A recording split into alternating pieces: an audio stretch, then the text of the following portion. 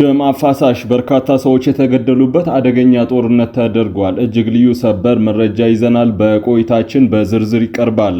የባህር በር ለማግኘት በሚደረገው ጉዞ የጦር መኮንኖች ከፍተኛ ዝግጅት ማድረግ ይጠበቅባቸዋል ሲሉ ፊልድ ማርሻል ብርሃኑ ጁላ ተናገሩ። ተጨማሪ መረጃ አለን። በትግራይ ክልል እየተካሄደ ባለው የግዳጅ ወታደራዊ ምልመላም ከሚታፈሱ ሰዎች መካከል አብዛኛዎቹ ከ18 ዓመት በታች መሆናቸው ተዘግቧል። ከመቀሌ ልዩ ዘገባ ደርሶናል። ውድ ቤተሰቦቻችን በሰዓቱ ቆይታችን እነዚህንና ሌሎችንም ሀገር አቀፍ ቀጠናዊና ዓለም አቀፍ መረጃዎችን በዝርዝር ወደ እናንተ እናቀርባለን። ለቤቱ አዲስ የሆናችሁ ሰብስክራይብ በማድረግ የደወል ምልክቷን በማብራት የቤቱ አባል ትሆኑ ዘንድ በታላቅ ትህትና እንጋብዛለን። ዛሬ በዳሽን ባንክ አንድ የአሜሪካን ዶላር 158 ብር ከ3 ሳንቲም እየተመነዘረ ነው። የአውሮፓ ዩሮ 187 ብር፣ ፓውንድ ስተርሊንግ 112 ብር ከ6 ሳንቲም፣ የስዊዝ ፍራንክ 204 ብር ከ2 ሳንቲም፣ የተባበሩት አረብ ኤምሬቶች ድርሃም 45 ብር ከ9 ሳንቲም፣ የሳውዲ ሪያል 44 ብር ከ8 ሳንቲም ይመነዘራል። በአቢሲኒያ ባንክ አንድ የአሜሪካን ዶላር 158 ብር ከ4 ሳንቲም፣ ፓውንድ ስተርሊንግ 210 ብር ከ8 ሳንቲም፣ ዩሮ 185 ብር ከ8 ሳንቲም፣ የስዊዝ ፍራንክ 195 ብር ከ3 ሳንቲም፣ ድርሃም 44 ብር ከ1 ሳንቲም፣ የሳውዲ ሪያል 44 ብር ከ6 ሳንቲም፣ የቻይና ዩዋን 23 ብር እየተመነዘረ ነው። በህብረት ባንክ አንድ የአሜሪካን ዶላር 159 ብር ከ3 ሳንቲም፣ ፓውንድ ስተርሊንግ 209 ብር፣ ዩሮ 187 ብር ከ4 ሳንቲም፣ የስዊዝ ፍራንክ 196 ብር ከ2 ሳንቲም እየተመነዘረ ነው። ከመተሐራ ወደ አዋሽ በሚወስደው መንገድ በአዋሽ ወንዝ ላይ የተገነባው የብረት ድልድይ ሰኔ 26 ቀን 2018 መደርመሱ ተዘገበ። አደጋው የተከሰተው አንድ የጭነት ሲኖ ትራክ መኪና ማዳበሪያ ጭኖ በድልድዩ በሚሽከረከርበት ወቅት ሲሆን በደረሰው መደርመስ አደጋ ከፍተኛ የንብረትና የሰው አካል ጉዳት መድረሱ ታውቋል።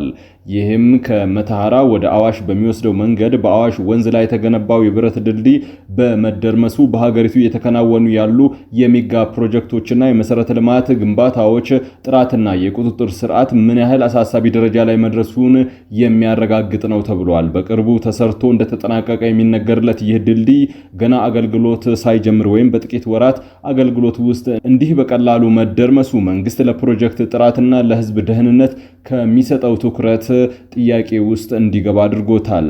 ይህ ክስተት አደጋ ሳይሆን የሙስና የቁጥጥር መላላትና የባለሙያ ብቃት ማነስ ውጤት መሆኑ ግልጽ ነው። መንግስት በየመድረኩ የሚያወራቸው የብልጽግናና የግስጋሴ መፈክሮች በተግባር መሬት ላይ ከሚታየው ደካማ አሰራርና ጥራት ጋር ፈጽሞ ሊታረቁ አልቻሉም።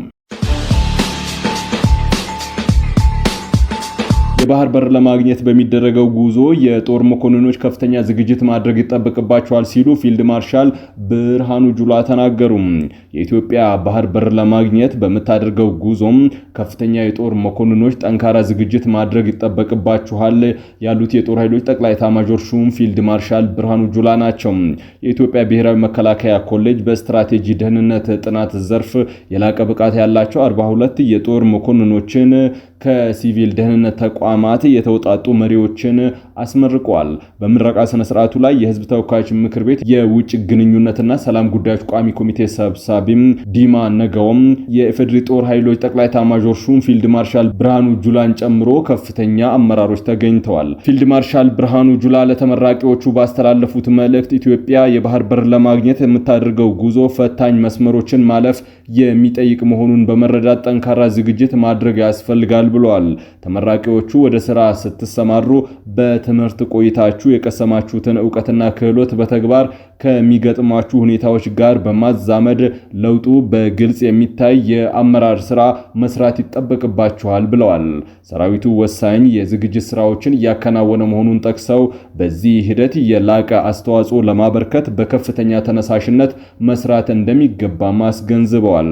የኮሌጁ ዋና አዛዥ ብርጋዴር ጀነራል ጥላሁን ደምሴ በበኩላቸው ኮሌጁ ከተቋቋመበት ጊዜ በመደበኛና በአጭር ኮርሶች 557 ተማሪዎችን ማስተማር መቻሉን አንስተዋል። ኮሌጁ በመከላከያ ሰራዊት የለውጥ ዓመታት ውስጥ አብሮ እያደገ መምጣቱን ጠቅሰው ለፖሊሲ ግብዓት የሚሆኑ የተለያዩ ምርምሮችን እያካሄደ እንደሚገኝም ገልጸዋል። ተመራቂዎቹ በኮሌጁ ቆይታቸው ያካበቱት ዕውቀት እየተቀየረ የመጣውን ጂኦፖለቲካዊ አካባቢ ለመረዳት፣ የብሔራዊ ደህንነት ስጋቶችን አስቀድሞ ለመተንበይ፣ ውስብስብ ቀውሶችን በብቃት ለመቆጣጠር ትልቅ አቅም እንደሚሆናቸው አብራርተዋል። ተመራቂዎቹ ከመከላከያ ሚኒስቴር፣ ከሲቪል ደህንነት ተቋማት፣ ከክልል የደህንነት ተቋማት የተውጣጡ ሲሆኑ ይህም ብሔራዊ ውህደትን ለማጠናከር በተቋማት መካከል ያለውን ትብብር ለማሳደግ የኢትዮጵያን ደህንነት ለማስከበር ያለውን ቁርጠኝነት የሚያሳይ ነው ተብሏል። የኢትዮጵያ ሰብአዊ መብቶች ኮሚሽን በትግራይ ክልል እየተካሄደ ባለው የግዳጅ ወታደራዊ ምልመላ ከሚታፈሱት መካከል አብዛኛዎቹ ከ18 ዓመት በታች መሆናቸውን ማረጋገጡን ገለጸ። በክልሉ የሚካሄደው ሰዎችን በግዳጅ ለወታደራዊ ምልመላ ወይም ለጦርነት ማሰማራት ተግባር እንደ ጉልበት ብዝበዛና የጦር ወንጀል ሊቆጠር እንደሚችል አሳስበዋል። መንግስታዊው የሰብአዊ መብቶች ተቋማት ባወጣው መግለጫ ይህንን ያለው በመቀለ ከተማ ወጣቶች ሲታፈሱና ነዋሪዎች ተቃውሟቸውን ሲገልጹ ያሳያሉ የተባሉ ቪዲዮዎች በማህበራዊ ሚዲያዎች በተሰራጩበት ማግስት ነው። በህወሓት ሊቀመንበር ዶክተር ገብረጽዮን ገብረ ሚካኤል የሚመራው የክልሉ ካቢኔ በመቀለ 05 ተፈጽሟል የተባለውን ክስተት እንደሚያጣራ መናገሩን የትግራይ ቴሌቪዥን ዘግቧል። ኢሰመኮ በቅዳሜው ዕለት መግለጫም ትግራይ ክልል ውስጥ የሚፈጸሙ ድርጊቶች እንደ ክልሉ በሚያጎራብቱ አካባቢዎች ወታደራዊ እንቅስቃሴዎችና ግጭቶች የፈጠረውን አሳሳቢ የሰብአዊ መብት ሁኔታ በቅርበት እየተከታተለ መሆኑን አስታውቋል። ኮሚሽኑ በቀዳሚነት የተጠቀሰው በትግራይ ክልል ነዋሪዎች በግዳጅ ውትድርና ለማሰማራት ውሏል ያለውን የውሳኔ ሰነድ ነው። ኢሰመኮ የውሳኔ ሰነድ በሚል የጠቀሰው የትግራይ ህዝብ ህልውናና ደህንነትን ለማረጋገጥ የወጣው አዋጅ ያጸደቀው ህዝባዊ ወያኔ ሓርነት ትግራይ ህወሓት ወደ ስራ በመለሰው የትግራይ ክልል ምክር ቤት ነው።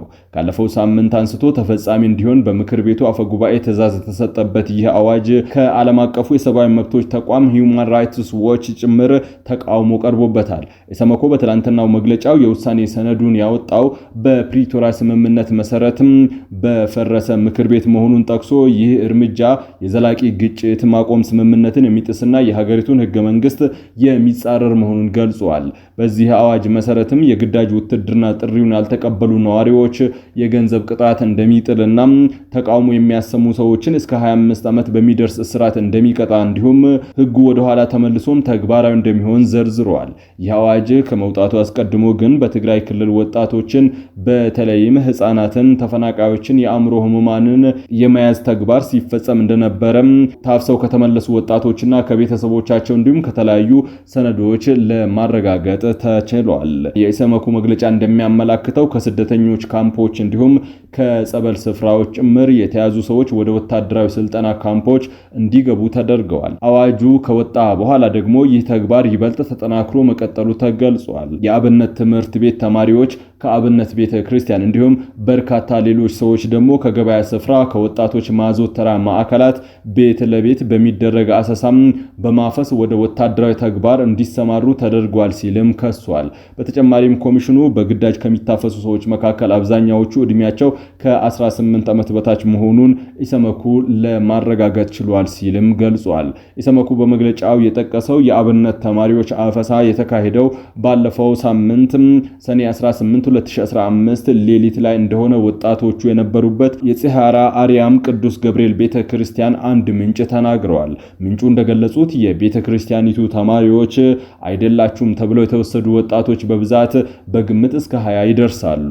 ማንነታቸው ያልታወቁ የታጠቁ ሰዎች አብነት ተማሪዎችን የሚያድሩበትን ጎጆ በራቸውን እየመቱ ንውጡ እያሉ ወደ ውጭ አስወጥተው ሰብስበው ታላላቆቹን መርጠው ወስደዋቸዋል ሲሉ የተፈጠረውን አስረድተዋል።